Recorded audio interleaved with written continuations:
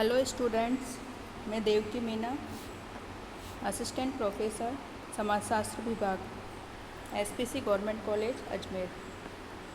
आज का हमारा टॉपिक है वैज्ञानिक पद्धति की विशेषताएं। इससे पिछली क्लास में हमने वैज्ञानिक पद्धति के अर्थ, उसकी परिभाषाएं और वैज्ञानिक पद्धति के कार्य और उद्देश्यों के बारे में जानकारी प्राप्त करी थी। वैज्ञानिक पद्धति जो है निश्चित और क्रमबद्ध प्रक्रियाओं की एक व्यवस्था है जिसके द्वारा ज्ञान का संचय किया जाता है।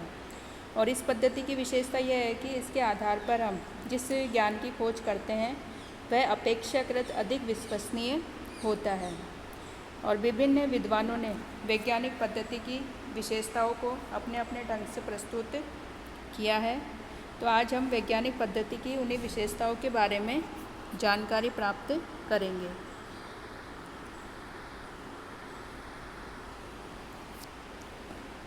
तो सबसे पहले जो सबसे प्रमुख विशेषता है वैज्ञानिक पद्धति की वो है वस्तुनिष्ठता, ऑब्जेक्टिविटी। यानी किसी भी अध्ययन में, विशेष रूप से सामाजिक विषय वस्तु के अध्ययन में, दो प्रकार के दृष्टिकोण हो सकते हैं, व्यक्तिनिष्ठ यानी सब्जेक्टिव और वस्तुनिष्ठ ऑब्जेक्टिव। व्यक्तिनिष्ठ अध्ययन जो है वो पक्षपातपूर्ण होता है और इसमें अध्ययनकर्ता के पूर्वाग्रह से यह प्रभावित होता है। और वैज्ञानिक अध्ययन में इस प्रकार के जो व्यक्तिनिष्ठ दृष्टिकोण है उसका कोई भी स्थान नहीं है। और वस्तुनिष्ठ अध्ययन निष्कर्षों की विश्वसनीयता के लिए आवश्यक है। वस्तुनिष्ठ दृष्टिकोण वैज्ञानिक के व्यक्तिक मूल्य और भावनाओं से स्वतंत्र तथा निष्पक्ष होता है। जैसा कि समाजशास्त्री बीर स्टीड ने भी कहा है कि वस्तुनिष्ठता का अर्थ है कि वैज्ञानिक निष्कर्ष स्वयं वैज्ञानिक की, यानी जो अध्ययन करने वाला है, या वैज्ञानिक की या अध्ययनकर्ता की प्रजाति, उसके विश्वास, उसके वर्ण, उसके व्यवसाय, उसके धर्म, राष्ट्रीयता, नैतिकता या उसके राजनीतिक अभिरुचियों से स्वतंत्र होता है। इसका अर्थ है कि जो घटनाएं जैसी है उसका वैसे ही उसका अध्ययन किया जाए, यानी कि जिस रूप में घटनाएं विद्यमान है उनका उसी रूप में अध्ययन किया जाता है वस्तुनिष्ठता के अंतर्गत।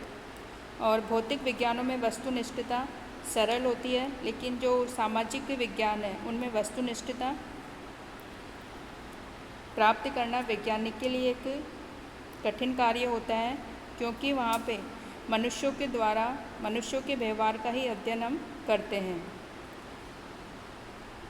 इसके लिए व्यक्ति की जो आदतें, मूल्य, रुचियाँ आदि बाधाएं उत्पन्न करती है और उसके निष्कर्षों को प्रभावित करती है। तो इस प्रकार जो समाज विज्ञान है उनमें पूर्ण वस्तुनिष्ठता प्राप्त करना एक कठिन कार्य है। यद्यपि जो वैज्ञानिक निष्कर्षों की विश्वसनीयता के लिए यह एक आवश्यक तत्व है वस्तुनिष्ठता, और इसके लिए ज़रूरी है कि वैज्ञानिक के द्वारा स्वयं पर या अध्ययनकर्ता के द्वारा स्वयं पर नियंत्रण रखा जाए अधिक से अधिक, और विश्वसनीयता या वस्तुनिष्ठता प्राप्त करने के लिए जो विभिन्न प्रविधियाँ हैं उनका अध्ययन में अधिक से अधिक प्रयोग किया जाए।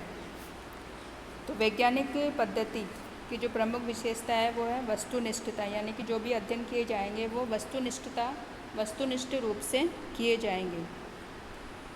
दूसरी जो विशेषता है वो है सत्यापनशीलता, वेरिफिकेशन। वैज्ञानिक पद्धति की एक प्रमुख विशेषता यह है कि इसके द्वारा जो प्राप्त निष्कर्ष होते हैं वो किसी भी समय में सत्यापित किए जा सकते हैं। यदि निष्कर्ष वैज्ञानिक पद्धति से प्राप्त किए गए हैं तो दूसरे वैज्ञानिक भी समान निष्कर्ष को प्राप्त करके उसे सत्यापित कर सकते हैं। अर्थात इसमें वैज्ञानिक पद्धति के द्वारा प्राप्त निष्कर्षों की पुनः परीक्षा संभव है और इसके लिए उसकी विश्वसनीयता की जांच की जा सकती है। और सत्यापन के कार्य की सुगमता के लिए एक जो वैज्ञानिक या अध्ययनकर्ता होता है वह अपने अध्ययन की अपूर्ण प्रक्रिया या निष्कर्षों का प्रतिवेदन यानी कि रिपोर्ट प्रस्तुत करता है। और वे अध्ययन जिनका पुनः परीक्षण संभव नहीं हुआ है या वैज्ञानिकता की कसौटी पर खरे नहीं उतरते हैं, वो केवल काल्पनिक होते हैं या दार्शनिक दृष्टिकोण से समझे जा सकते हैं। यानी कि वैज्ञानिक पद्धति के द्वारा जो भी निष्कर्ष निकाले जाएंगे वो उनमें सत्यापनशीलता की जो विशेषता है वो पाई जाती है, यानी कि उनको किसी भी समय परिस्थितियाँ समान होने पर उनको सत्यापित किया जा सकता है। अगली जो विशेषता है वो है निश्चितता, यानी वैज्ञानिक पद्धति के द्वारा निश्चित आधारों पर निश्चित तथ्यों को ढूंढने का प्रयास किया जाता है। और यदि हमारा अध्ययन वस्तुनिष्ठ है और पुनः परीक्षण के द्वारा उसका सत्यापन किया जा सकता है, तो जो प्राप्त निष्कर्ष होंगे हमारे वो निश्चित होंगे। वैज्ञानिक पद्धति में अस्पष्ट और अनिश्चित कथनों का कोई महत्व नहीं है, कोई स्थान नहीं है। जैसे कि उदाहरण के रूप में हम ये कहें कि किसी क्षेत्र विशेष के लोग काफ़ी लंबे होते हैं, तो इस प्रकार का जो कथन है वो वैज्ञानिक कथन नहीं है, क्योंकि इसमें अनिश्चित कथनों का प्रयोग किया गया है। और वैज्ञानिक पद्धति के अंतर्गत निश्चित रूप से ये कहा जाएगा कि किसी क्षेत्र विशेष के व्यक्तियों की औसत ऊंचाई 5 फीट है। तो सामान्य बोलचाल के जो अनिश्चित पदों का प्रयोग वैज्ञानिक पद्धति की भावना के प्रतिकूल है, और वैज्ञानिक पद्धति के अंतर्गत हम केवल निश्चित कथनों का प्रयोग करते हैं। अगली जो विशेषता है वो है कार्य कारण संबंध, कॉज एंड इफेक्ट रिलेशनशिप।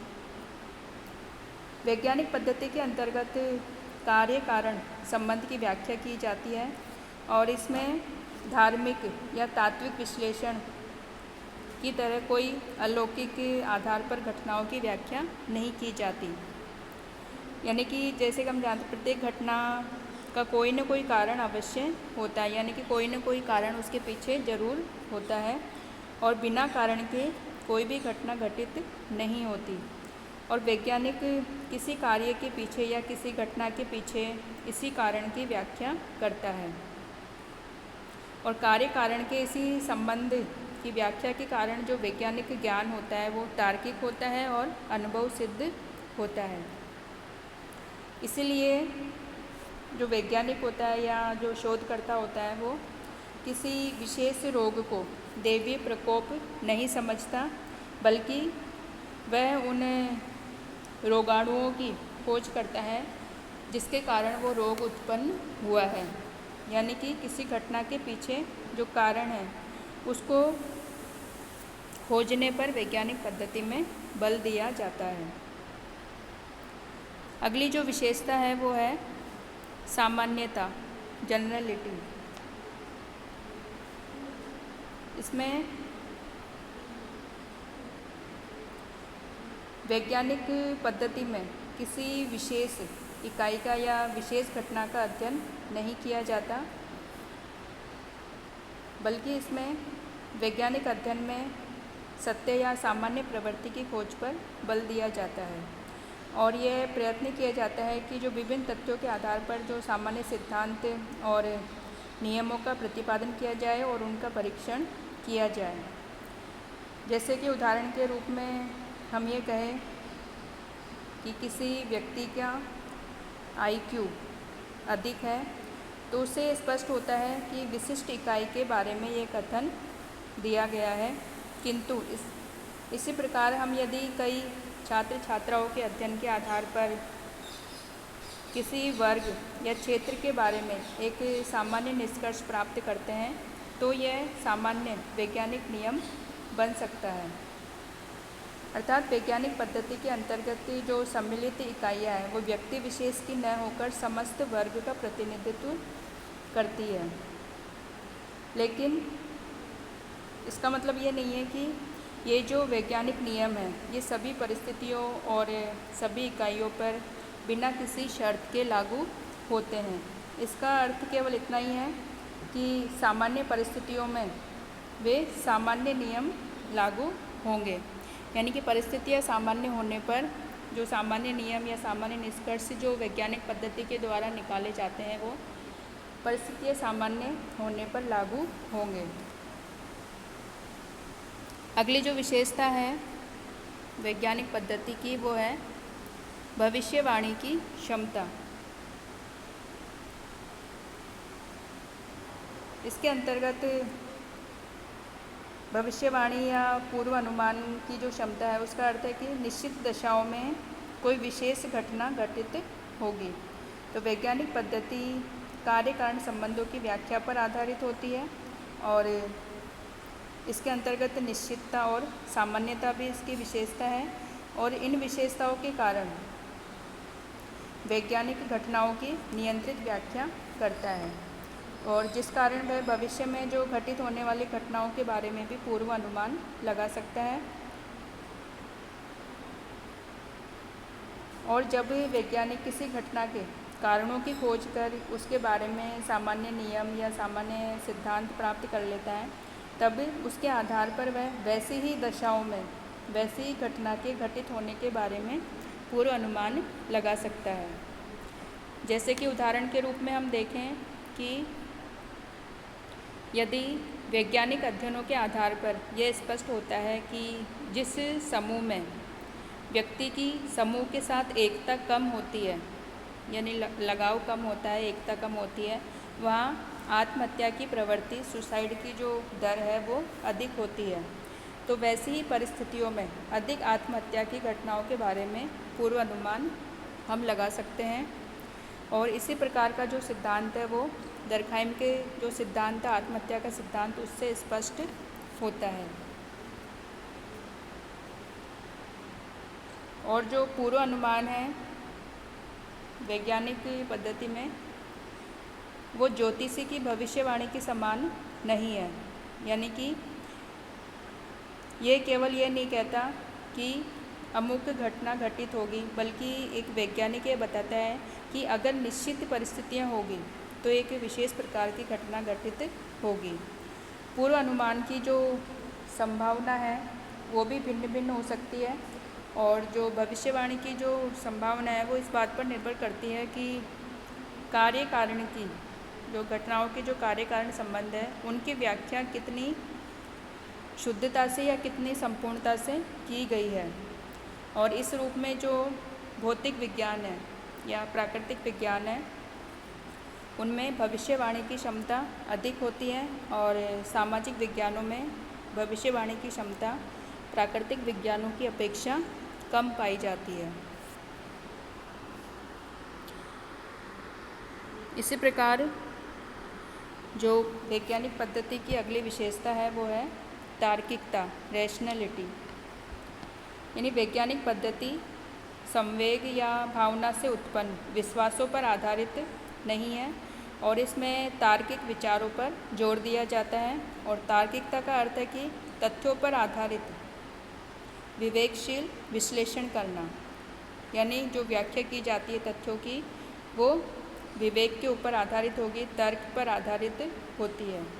वैज्ञानिक तथ्यों को एकत्रित करके उनमें तर्क सम्मत संबंध स्थापित किया जाता है और यदि ये तथ्य तार्किक रूप से ग्रहण करने योग्य होते हैं तभी वैज्ञानिक उन्हें ग्रहण करता है, अन्यथा उन्हें ग्रहण नहीं करता। यानी कि तार्किक संबंधों की व्याख्या की जाती है वैज्ञानिक पद्धति के अंतर्गत। कोई भी निष्कर्ष निकाला जाता है तो वो तार्किकता के आधार पर निकाला जाता है। अगली जो विशेषता है वैज्ञानिक पद्धति की वो है आनुभाविकता, एम्पिरिकल। वैज्ञानिक पद्धति की ये प्रमुख विशेषता है कि ये आनुभाविक होनी चाहिए, अर्थात वैज्ञानिक या जो अध्ययन करता है अपने तथ्यों को अपने इंद्रिय अनुभव के आधार पर स्वीकार करता है। यानी वैज्ञानिक पद्धति में वही तथ्य स्वीकार किए जाते हैं जो अनुभव एवं अवलोकन के आधार पर पुनः परीक्षित किए जा सकते हैं। जैसे कि जो दर्शन शास्त्र दृष्टिकोण है या दर्शन शास्त्र के अंतर्गत दिव्य दृष्टि या अनुमान के आधार पर भी ज्ञान प्राप्त किया जाता है, या इसी प्रकार मन के अनुभव इंट्यूशन से भी निष्कर्ष प्राप्त किए जा सकते हैं। लेकिन इस प्रकार का जो ज्ञान है या प्रमाण है वो वैज्ञानिक पद्धति की कसौटी पर नहीं उतरते हैं और वैज्ञानिक पद्धति में केवल इंद्रियों के आधार पर जो अनुभव होता है वही प्रामाणिकता का आधार होता है और वैज्ञानिक पद्धति के अंतर्गत आनुभविक अध्ययन को सम्मिलित किया जाता है। अगली जो विशेषता है वो है नैतिक तटस्थता, एथिकल न्यूट्रलिटी। वैज्ञानिक अध्ययन में मूल्य निर्णय या नैतिक आधारों को कोई महत्व नहीं है और वैज्ञानिक पद्धति के द्वारा सत्य की खोज की जाती है। उसमें ये नहीं कहा जाता कि क्या उचित है क्या अनुचित है। इसलिए वैज्ञानिक जो है यानी कि व्हाट इज़ का अध्ययन करता है, न कि व्हाट आउट टू बी क्या होना चाहिए का अध्ययन करता है। यानी कि जो है के अध्ययन से घटनाओं का सत्यापन संभव है और साथ ही वैज्ञानिक देश काल की सीमा से परे अधिक व्यापक स्तर पर इस प्रकार की जो घटनाएं हैं वो सत्य उतरती है, जिनमें नैतिक तटस्थता विद्यमान रहती है। और नैतिक तटस्थता जो है वो देश और काल की सीमा से स्वतंत्र होती है और सार्वभौम होती है। इसलिए जो वैज्ञानिक पद्धति में नैतिक तटस्थता के आधार पर अध्ययन किया जाता है और इससे अधिक वस्तुनिष्ठता और अधिक निश्चितता अध्ययन के अंतर्गत आती है। और इसी तरह वैज्ञानिक अध्ययनों में एकरूपता और विश्वसनीयता भी आती है। अगली जो विशेषता है वैज्ञानिक पद्धति की वो है संशयवाद।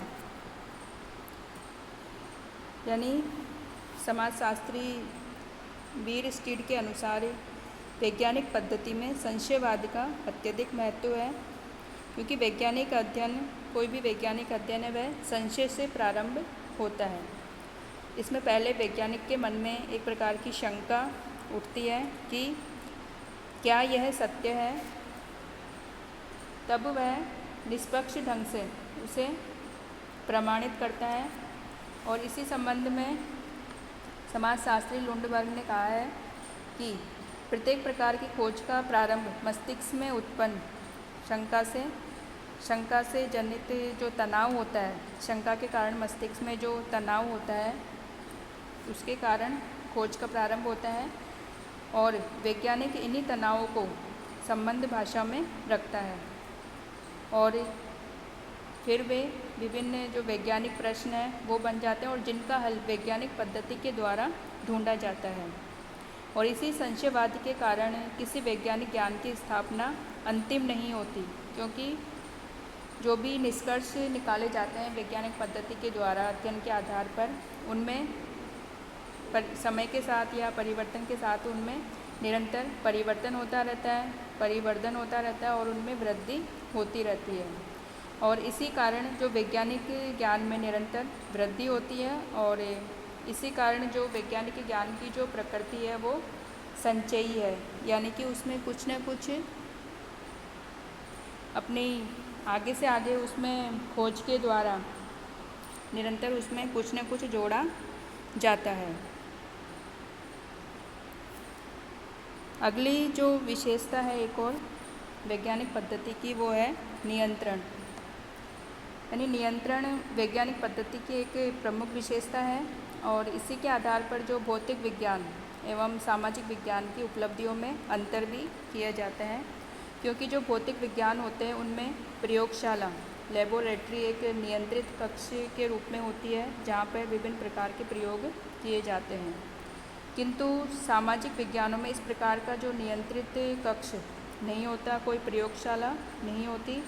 इस दृष्टि से विभिन्न जो परिवर्तनशील कारक है उन पर ही नियंत्रण करके कार्य कारण संबंधों की व्याख्या समाज विज्ञानों में की जाती है।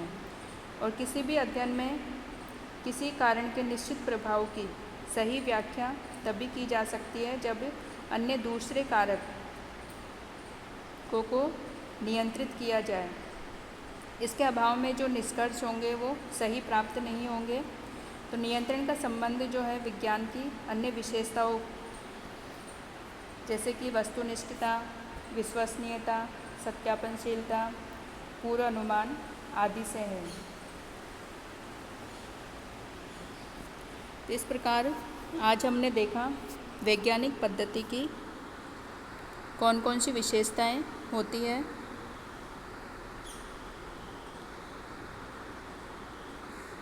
और किसी भी विषय से संबंधित अध्ययन यदि वैज्ञानिक पद्धति के द्वारा किया जाएगा और वैज्ञानिक पद्धति की जो ये विशेषताएं हैं इनको ध्यान में रखते हुए उस विषय से संबंधित अध्ययन किया जाएगा तो वो अध्ययन हमारा वैज्ञानिक होगा।